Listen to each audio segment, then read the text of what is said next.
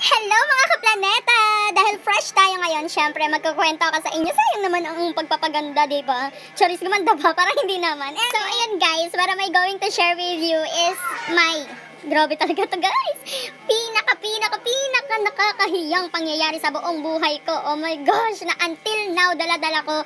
At kapag nakikita ko yung tao na yun sa social media, talagang nagpa-flashback sa akin lahat ng ginawa ko at nahihiya pa din ako until now guys, until now, grabe. Eto na nga way back 2020, nagtatrabaho ko sa hindi naman kalakihang call center company dito sa bandang Ortigas, Pasig. And sa Antipolo ako nakatira ng mga panahon na to.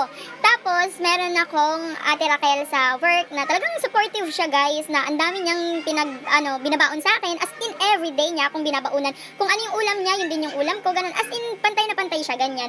Tapos, nalipat ako ng LOB, so malungkot syempre kasi hindi na kami sabay na magla-lunch, ganyan. At the same time, goods din naman kasi syempre may bagong knowledge na napasok sa aking utak kung meron man. Charis. Ayun na, magkaiba na kami ng lunch time.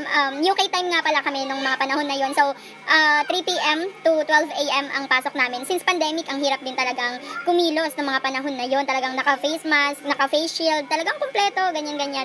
Tapos, ayun na, lunch time ko is, I believe, 8 p.m., mga ganong oras.